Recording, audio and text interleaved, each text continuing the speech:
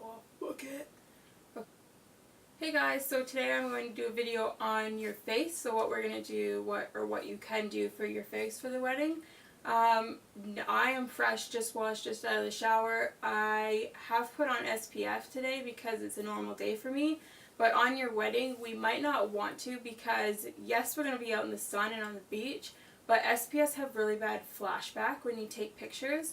So in your wedding pictures, your face might look really light compared to what it is.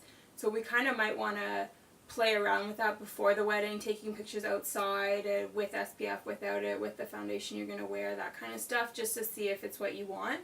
Next step after you moisturize your face is you're going to want to prime your face before putting on makeup, just to make it last that much longer, because we will need it to last all day. Just a Bare Minerals one, it's not anything special.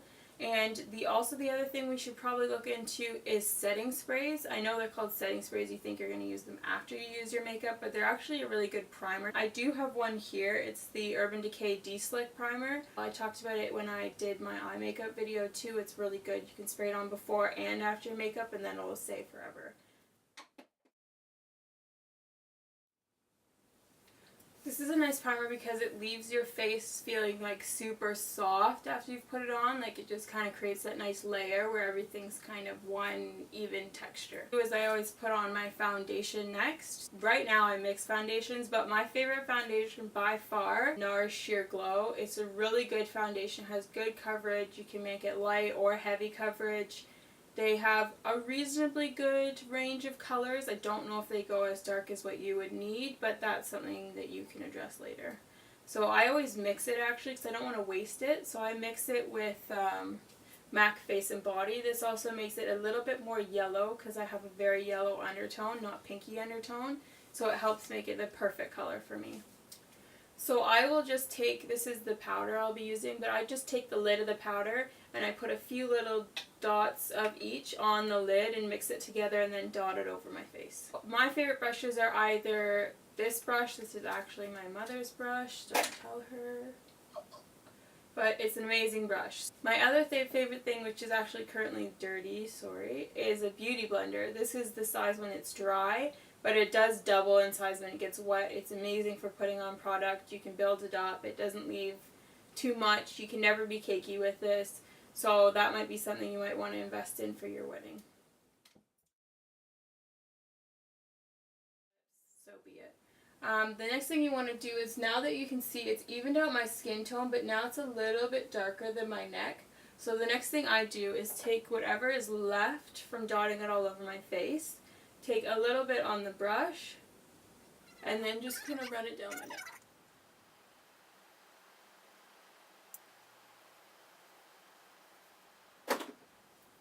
That just helps to make everything more seamless and make it not look like such a dark face and a white neck. I will lighten up my face in a second with concealer, but for now this is base all done, foundation complete. So the next thing I do is I put on concealer. I use the NARS concealer right now as well. It is super light, as you can tell, but the NARS concealers do not have a very good range of colors, so you probably will want to pick a different concealer. Don't use this one because I am fair-skinned, but I'm not this fair-skinned, but there's nothing that is yellow that is even close to my skin. So it'd be really pink if I was to get one, and that would look really weird.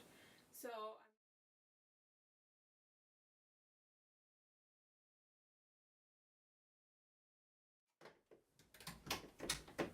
I try to keep it looking as natural as possible. I do use a lot of products, but you kind of have to deal with give and take, kind of. So next thing I do is, for your wedding, you're going to want to use cream products and powder products. This seems very redundant, but it's the only way that it's going to last, especially in the heat. So for bronzer, for blush, for all those things, we're going to want to use cream products now before we powder our face. So what I'm going to use for bronzer, this is also my mother's that I've taken from her for today. Cream bronzer. It looks pretty dark compared to my skin, but it doesn't come off that dark on my face. So I take this in just kind of a dense brush. This is a Real Techniques brush that's kind of small, that will fit in the hollows of my cheeks, and just take some of the product And then what you're going to do is you're going to find the hollow of your cheek. So it's going to be where the middle of your ear connects with your lip. You're not going to bring it all the way down that line. You're only probably going to bring it to where your eye is. So just right here.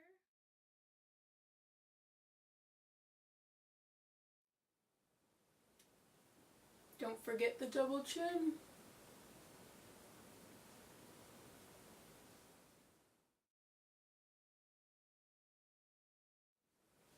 Before you say anything, yes, the stupid fish face helps. No judging.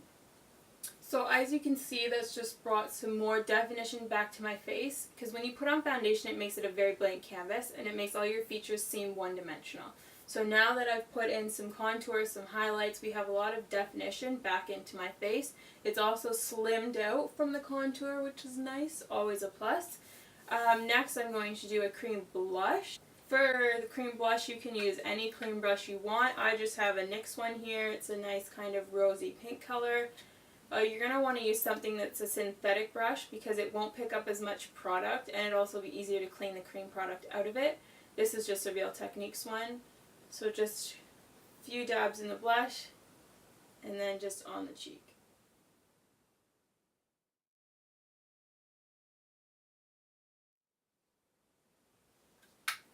I know this looks crazy, I haven't blended it out yet, but I just wanted you to be able to see that I put my blush from the apple all the way back to my hairline. You do not have to do this by any means. You can put your blush wherever you feel comfortable. Back here, just back here is really nice. It adds a nice slimming effect.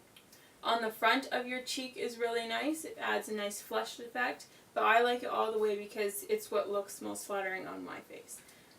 So after you've just got it on there with this brush, you're going to want to take a different brush and you're going to want to blend it out a bit. So this brush is the same idea. It has the same white fibers at the top, but it's just bigger and fluffier, so it'll be better to blend it out.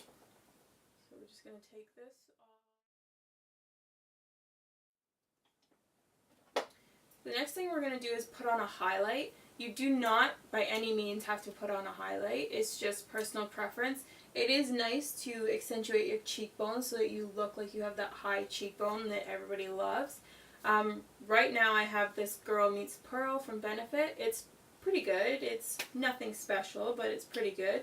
Just comes like this, and you kind of roll it up and it comes out the top. And then just place it on the tops of your cheekbones there.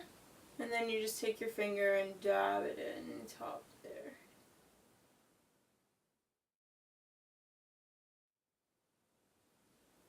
This just adds, I don't know if you can see that, I hope you can, but this just adds a beautiful sheen to the top of your cheeks, almost like a wet look for now. So now that we've got all our cream stuff done, we're going to move on to powder. So this is what's going to set your makeup, and it's going to make it last all day. This cream stuff will eventually start shifting around, especially if you're sweating or you're hot. Sorry, there's a fucking hair on my nose. Okay, so next, setting everything. So I showed you my powder before. We're going to use this and just a big old powder brush and put it on the lightest parts, so where I put my concealer. Also, I just forgot that I have not concealed under my eyes. Whoops. So I use a different concealer to conceal under my eyes because this one is way too light. It looks stupid under my eyes and it's super cakey under the eyes. So I use a thin, just cheapy e.l.f. one under my eyes.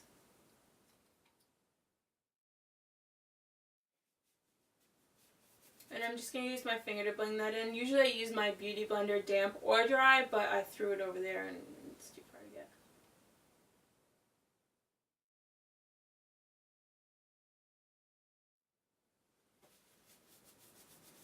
Okay, now we're going to set everything. So before I forget, like last time I'm going to set my under eyes. I just used this e.l.f. to set my under eyes. It's really good. It's really cheap. It looks shimmery in the pot, but it's not shimmery when you put it under your eyes. I use just a setting brush like this, a fluffy brush.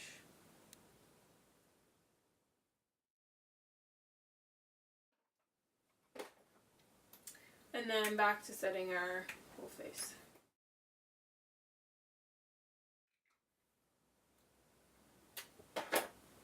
So now my kind of base is all set, and now we're going to set the contour.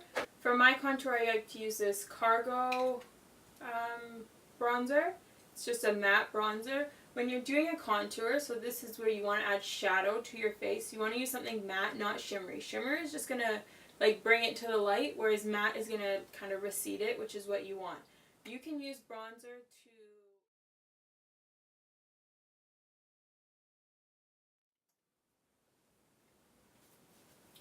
So next we want to do blush.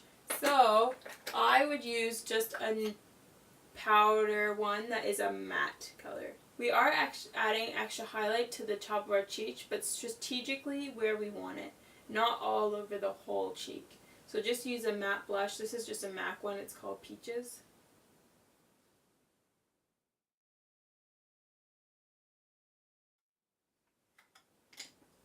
I always just take either my bronzer brush or the one I use to blend out the cream and just kind of go over the edges.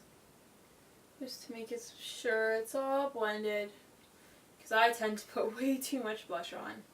Next thing we're going to do is, and I'm just going to enhance that highlight just a little bit more because we might have lost a bit when we blended the powder stuff over it. So I'm just going to go, this is the Lorac 2 palette. It is friggin' amazing. If we do end up doing navy, anything navy or blue on our eyes, this has the most amazing navy color. It is gorgeous. It is super pigmented. But for today, I'm just going to go with these two colors here. The one's beige and one's called Rose. These are gorgeous eyeshadows on your eye, but they also make perfect highlights. So what you want to do is you want to take your finger and just lightly dab it. I'm going to just mix them. So just lightly dab it in them. You will hardly see any on your finger. You can kind of see it. And then you're just going to sweep it over your cheek.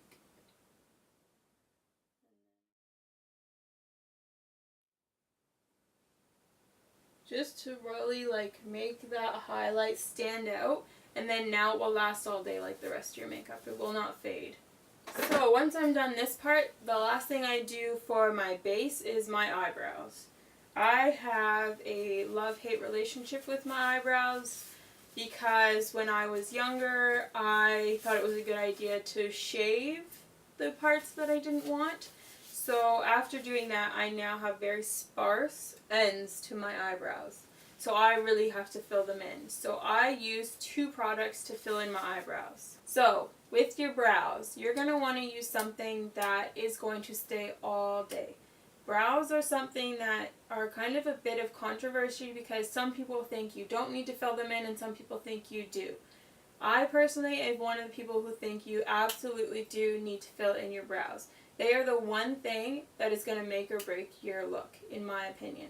Brows frame your face, they frame your eye look, they are like the mascara to your face, if that makes any sense. When you do your eye makeup, sometimes, not always, it can look like crap. And then you put your mascara on and it just looks amazing.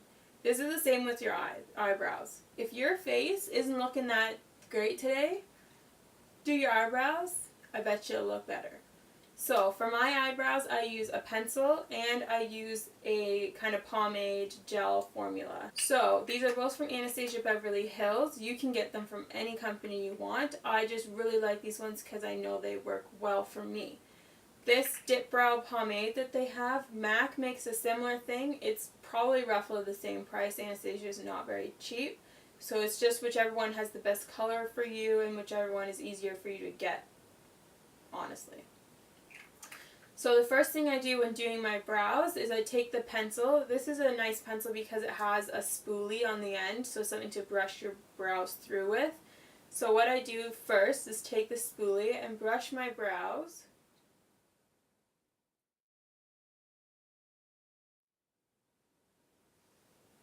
So what this is going to do is it's going to take off any foundation or product that was left on the brow hairs from doing our face. It's also going to put the brow hairs black in place so that when you go to put the pencil on, you know exactly where you want to draw it. Because this is going to give me the shape, but this is going to give me the hold and waterproofness, that's not a word, that I like.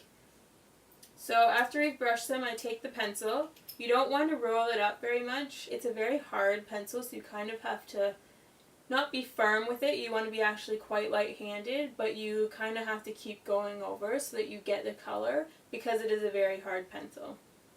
So I always start, doesn't matter what side you start on, I always start at the front. Most people start at the back, but I do start at the front because I don't know why. I just do. And as you can see, I hold the pencil really far down. This means that I won't be putting a lot of pressure when I'm drawing it on. So I start at the front here, just like that. So I will do one tail, then I'll move to the other brow. Also, your brows are named.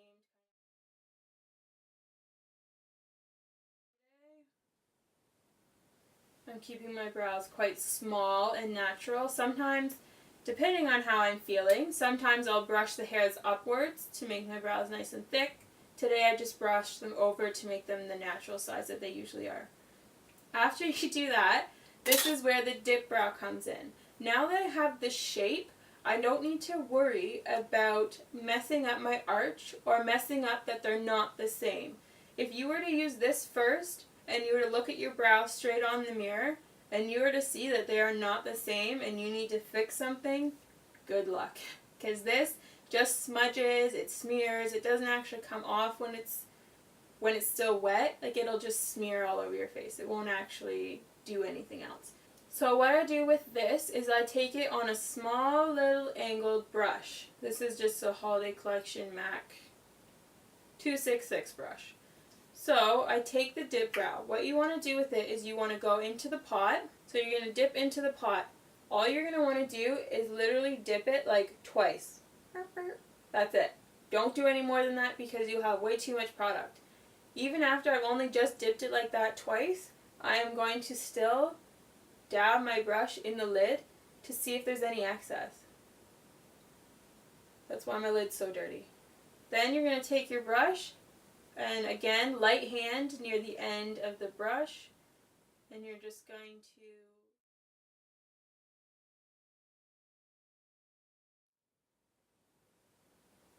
this way.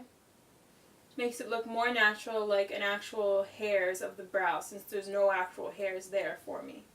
So we're going to do the exact same thing to the other side.